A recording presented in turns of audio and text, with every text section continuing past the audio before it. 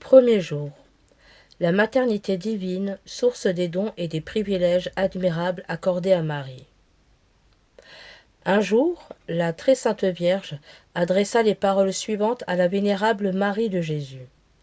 Ma fille, tu ne dois pas t'étonner que le Très-Haut ait accumulé en moi grâce sur grâce et don sur don. Il suffisait que je fusse sa mère et qu'il fût mon fils pour qu'il opérât à mon égard de telles merveilles, qu'une intelligence créée ne saurait les concevoir, et qu'elle ne pourrait convenir à aucune autre créature. La dignité de mère de Dieu est d'un ordre tellement supérieur à toute grandeur possible, que ce serait une grossière ignorance de me dénier les faveurs qui n'ont point obtenu les autres saints. Que le Verbe éternel prit de ma substance la chair humaine.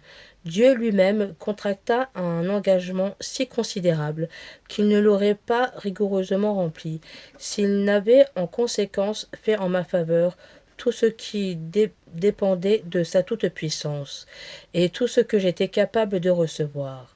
Cette puissance de Dieu est infinie, et l'on ne saurait l'épuiser.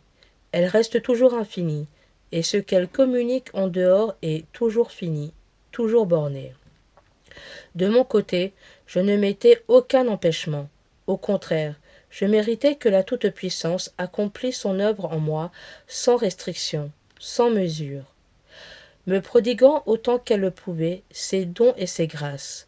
Or, comme toutes ses faveurs, quelque grandeur et admirable qu'elles fassent, étaient toujours finies, et que le pouvoir et l'être de Dieu sont infinis et illimités. On doit en conclure qu'il a pu accumuler en moi grâce sur grâce et bienfait sur bienfait. Et non seulement il a pu le faire, mais il convenait qu'il le fît pour accomplir avec toute perfection cette œuvre et cette merveille de me rendre sa digne mère. Puisqu'aucune de ces œuvres n'est en son genre imparfait et défectueuse. Toutes les grâces que j'ai reçues sont renfermées dans la dignité de mère de Dieu, comme dans le principe d'où elles découlent.